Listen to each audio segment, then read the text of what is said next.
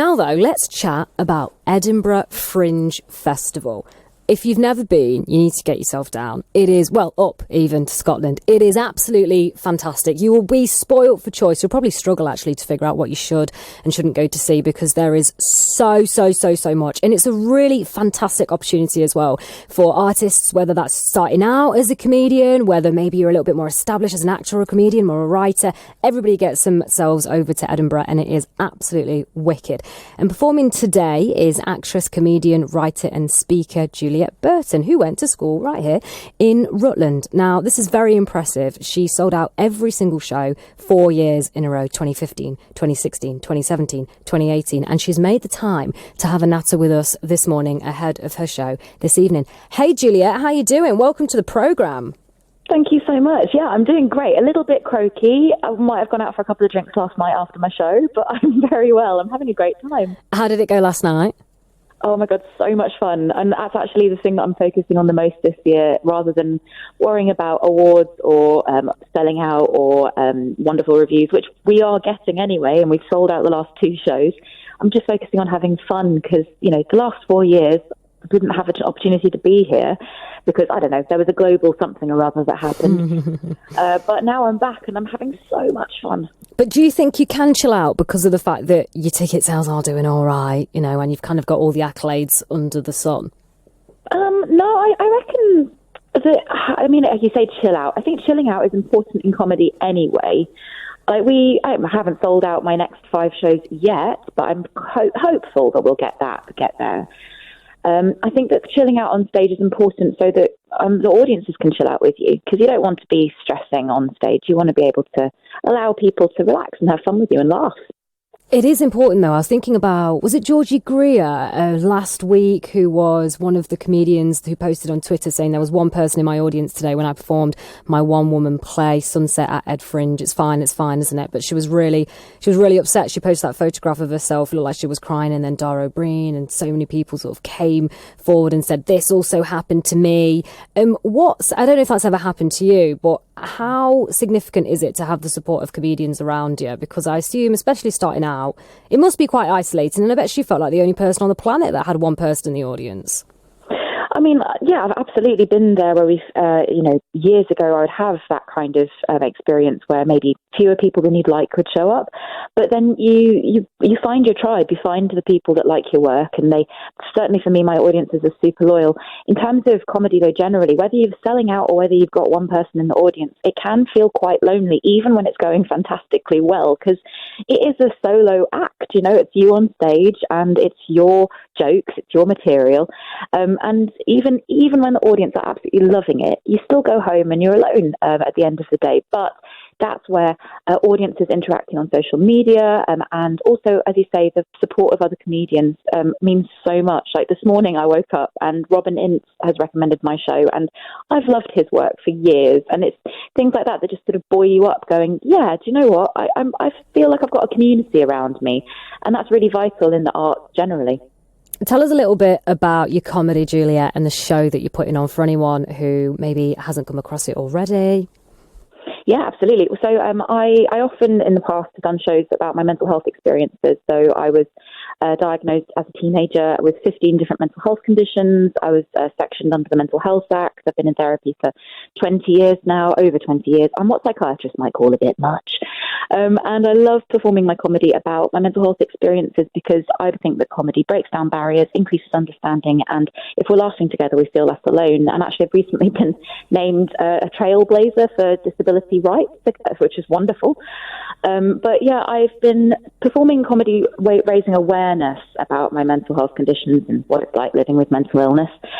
But that this year, I was like, right, I need to do a show about proper change, systemic change, and also change within ourselves. So my show, Juliette Burton, No Brainer, it's only on for another 5 shows, is all about how our brains work, because I've done a lot of work on myself, self-development in the last 4 years, and I thought, you know what, this is all really useful, but it's a bit dry, and I'd quite like it to be fun.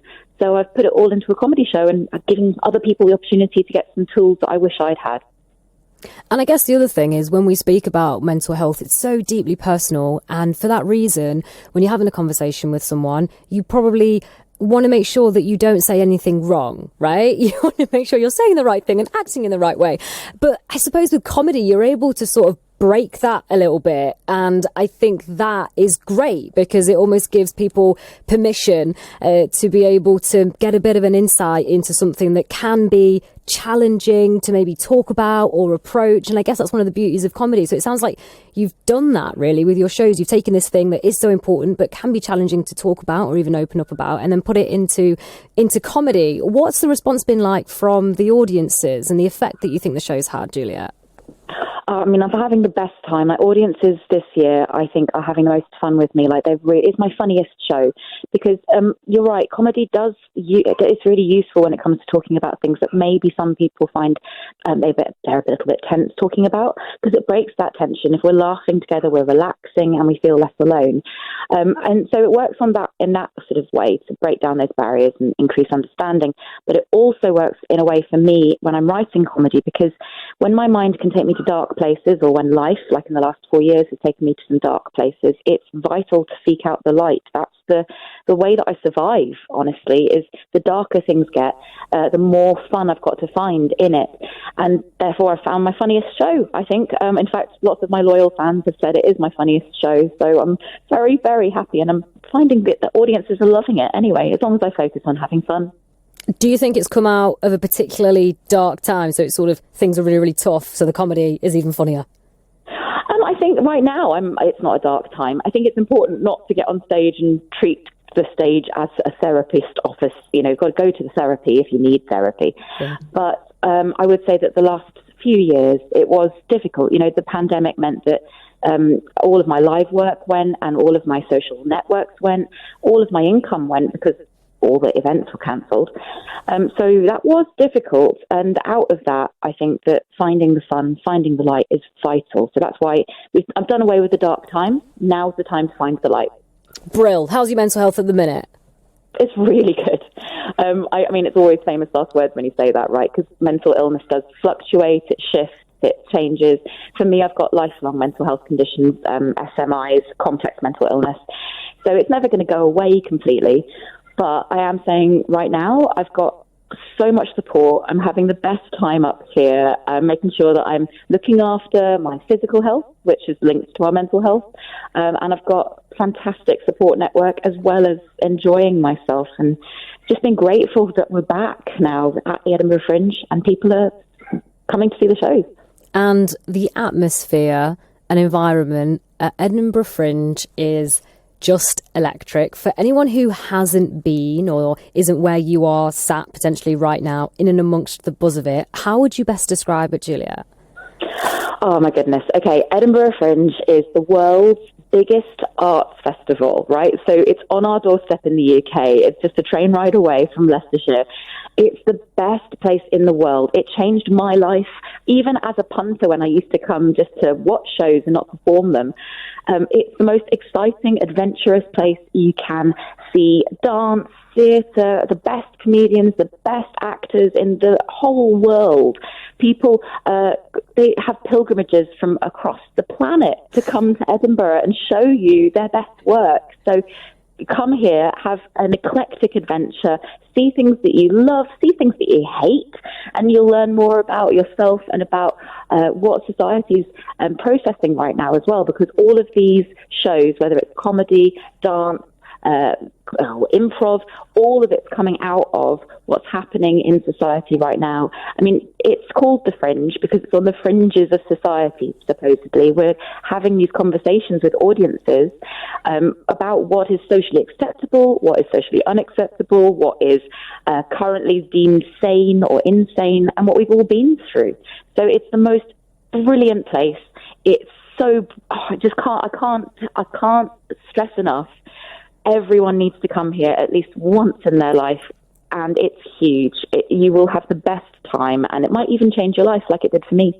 You know what? I think they need to get you on their PR team, because you absolutely nailed that, Juliette. I mean, I enjoy going, but my goodness me, I mean, you've knocked my socks off. I'm like, I need to get myself there right now. Forget the show. Let's go. Okay, so your show tonight at Edinburgh Fringe, how are you feeling ahead of it? I'm feeling great. I'm probably going to have a little bit of water, a little bit of a rest, and then go in and just have some fun. It's on at 7:20 at the Gilded Balloon. If anyone would like to join me, I've only got 5 shows left. Brilliant. Well, enjoy all 5. It's been a joy speaking with you, Juliette. Thank you so much for your time. Thank you so much. Have a great day. Thank you. You too. Juliette Burton there, who went to school in Rutland and, just selling out all the shows at Edinburgh Fringe. But it's not about that. It's about enjoying it and the experience. She's back on stage tonight. Here's Maroon 5, Christina Aguilera, Moves Like Jagger on BBC Radio Leicester.